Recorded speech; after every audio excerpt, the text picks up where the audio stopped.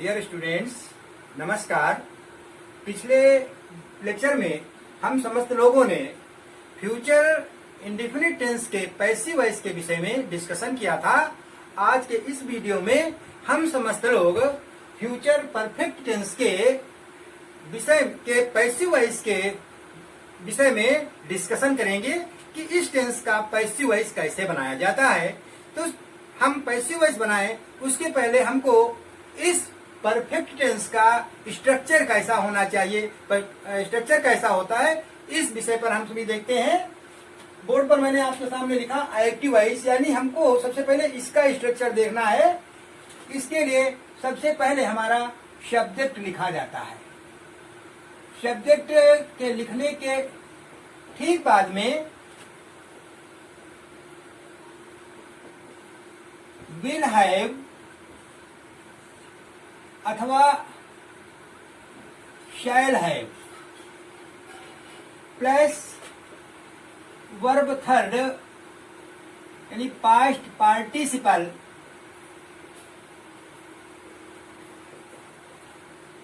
और इसके बाद में ऑब्जेक्ट की अंग्रेजी लिखनी होती है। ये हमारा असर्टिव सेंटेंस, और असर्टिव सेंटेंस के अंतर्गत जो हमारा अफर्मेटिव सेंटेंस होता है, अफर्मेटिव सेंटेंस बनाने का एक फार्मूला है। अब इसमें बातें आती हैं, हमने लिखा है विल हैव और शैल हैव, यानी ये, लेकिन हमारे अपने हिसाब से हम इसमें विल हैव या शैल हैव का प्रयोग नहीं कर सकते हैं। इस यहाँ भी पिछले जैसा वीडियो में हमने आपको बताया था, यदि हमारे सामने आई या वी आया हो तो हमको शैल लिखना पड़ेगा, और यदि हम इसके अतिरिक्त कोई अदर हमारा सब्जेक्ट लिखा हो तो वहां पर हमको विल का प्रयोग करना पड़ेगा। उदाहरण के लिए आई शैल हैव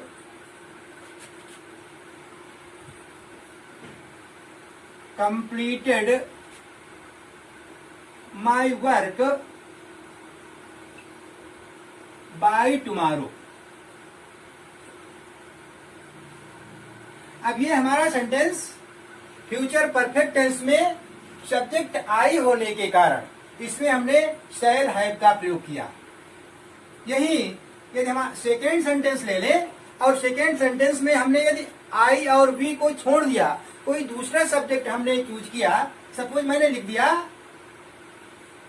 दे, दे के अकॉर्डिंग हम लिखेंगे they will have finished their work. अब यहां पर हमारे सामने दो सेंटेंस आ गए।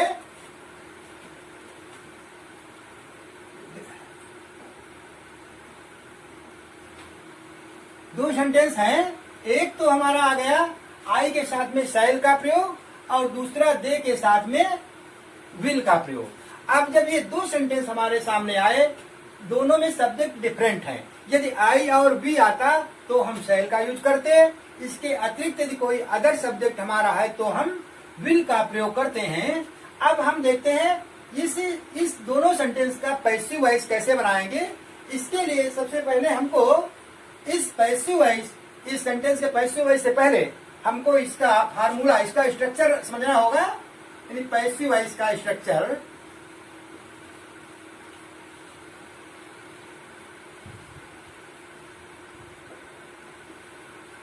फर्स्ट ऑफ ऑल वही पुरानी प्रक्रिया, object plus will have been अथवा shall have been plus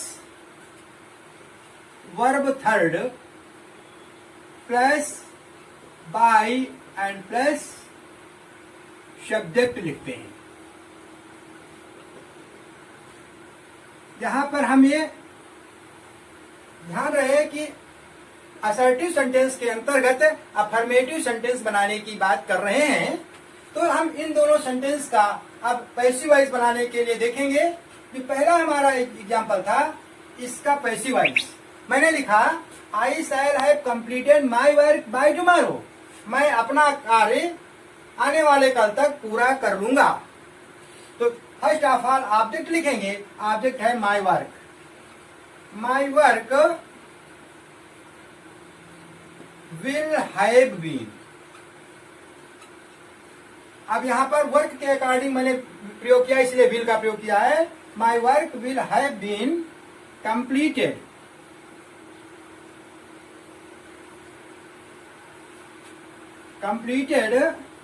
by me by tomorrow आगे लिखा है, तो यहां भी बाय हम जो कहते हो बाय टुमारो लिख लेंगे। इसी प्रकार से जब दूसरा सेंटेंस हम बनाएंगे तो दूसरा सेंटेंस का हमारा पैसिव वॉइस बनेगा, तो इसमें ऑब्जेक्ट हमारा है देयर वर्क, तो हम लिखेंगे their work will have been finished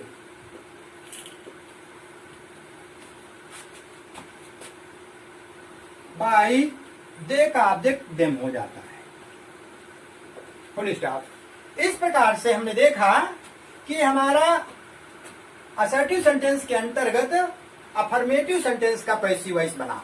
अब हम बात करेंगे निगेटिव सेंटेंस की।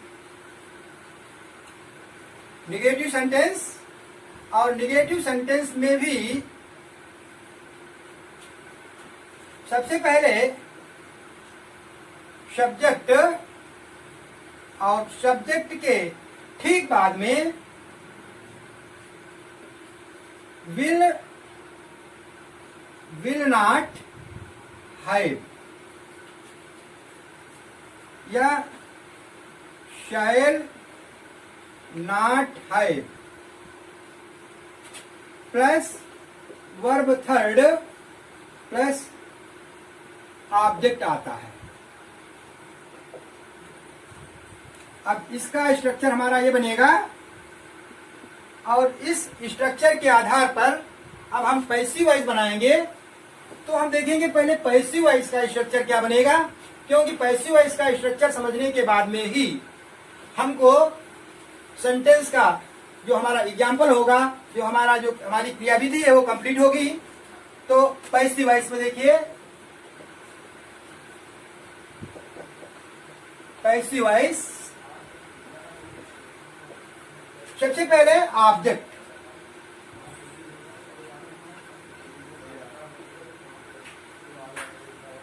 Plus will not have been अथवा shall not have been plus verb third plus by, और उसके बाद में सब्जेक्ट लिखते हैं।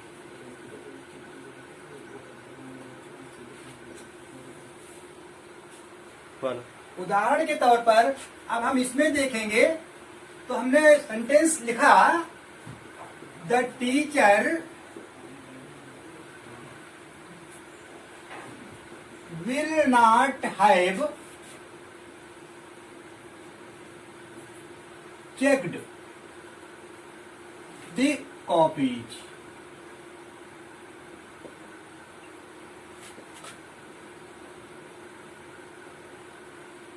अब जब इस सेंटेंस का हम पैसिव बनाएंगे तो सबसे पहले हम ऑब्जेक्ट ले आए, मैंने लिख दिया the copies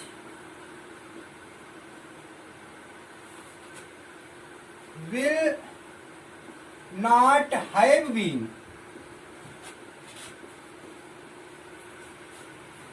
checked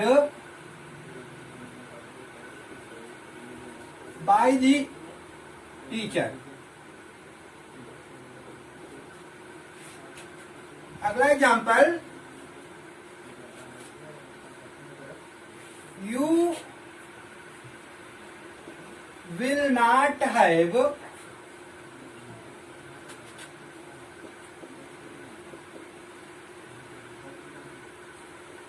punished the naughty boy.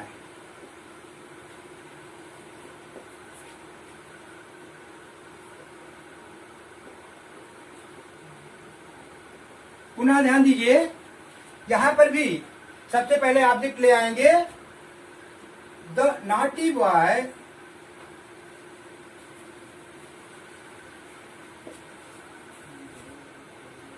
will not have been punished by you. इस प्रकार से ये हमने फ्यूचर परफेक्ट टेंस का निगेटिव सेंटेंस बताया। अब हम देखते हैं कि इस निगेटिव सेंटेंस के बाद में हम इंट्रोगेटिव सेंटेंस की बात करते हैं।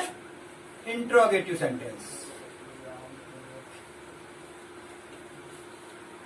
इंट्रोगेटिव सेंटेंस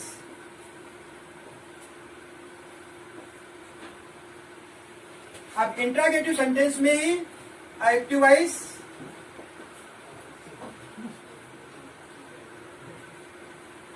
सबसे पहले विल या shall plus subject plus have plus verb third plus object आता है। और ऑब्जेक्ट के बाद में क्योंकि इंट्रोगेटिव वाक्य है इसलिए क्वेश्चन मार्क कंपल्सरी है।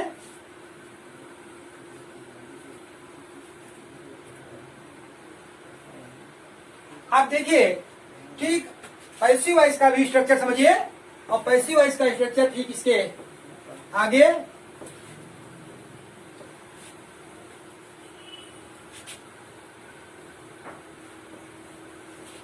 Passive voice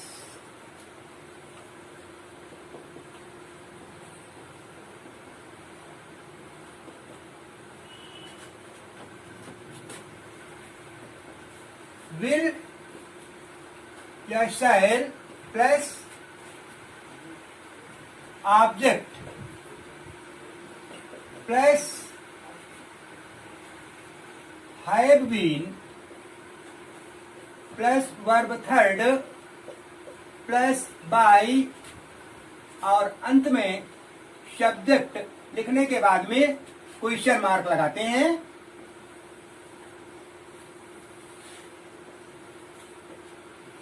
for example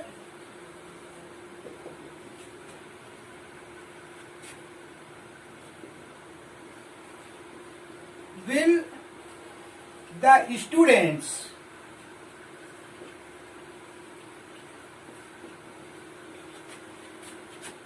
have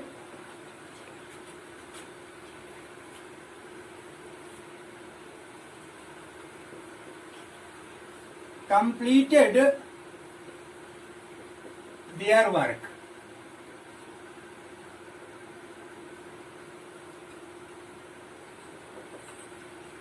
अब देखिए जब इसका हम पैसिव वॉइस बनाएंगे तो सबसे पहले हम विल या शैल लिखते हैं। अब यहां पर ऑब्जेक्ट पुनः देयर वर्क हो गया तो हम लिखेंगे will their work have been completed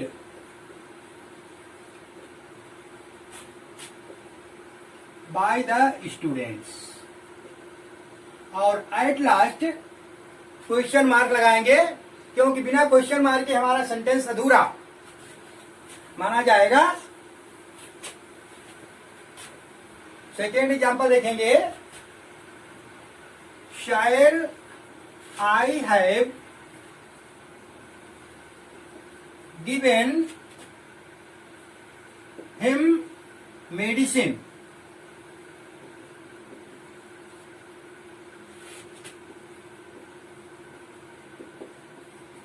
अब जब इसका पैसिव वॉइस हम बनाएंगे तो यहां पर ऑब्जेक्ट है हिम, तो हिम के हिसाब से लिखेंगे will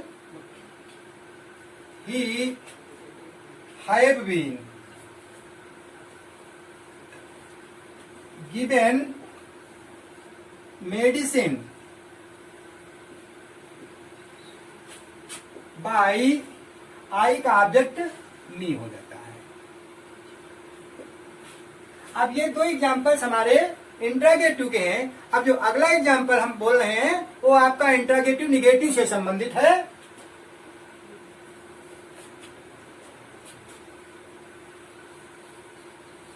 who will have not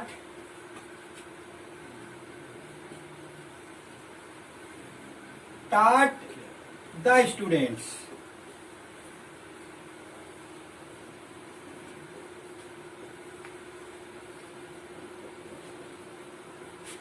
अब जब इसका पैसिव वॉइस बनाएंगे तो पुनः हु पहले आया है, इसलिए वही फार्मूला हु के स्थान पर बाय whom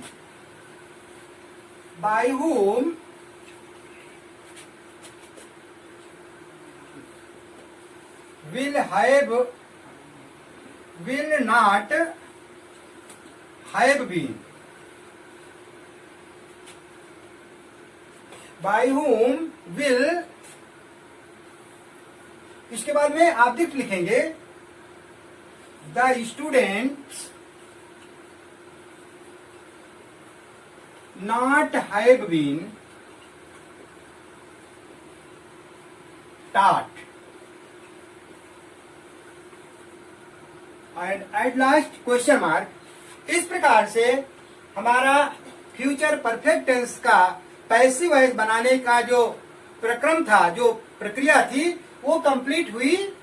अब हम जरूर ऐसा विश्वास करते हैं कि यदि आपने हमारे इस वीडियो को ठीक से देखा, ठीक से समझा, तो निश्चित रूप से आपको पैसिव वॉइस बनाने में किसी प्रकार की भी प्रॉब्लम का कोई सामना करना नहीं पड़ेगा। और यदि आपने कहीं इसको पसंद किया हो, आपको अच्छा लगे, तो कृपया वीडियो को लाइक करें, शेयर करें तथा चैनल को सब्सक्राइब करना न भूलें। धन्यवाद।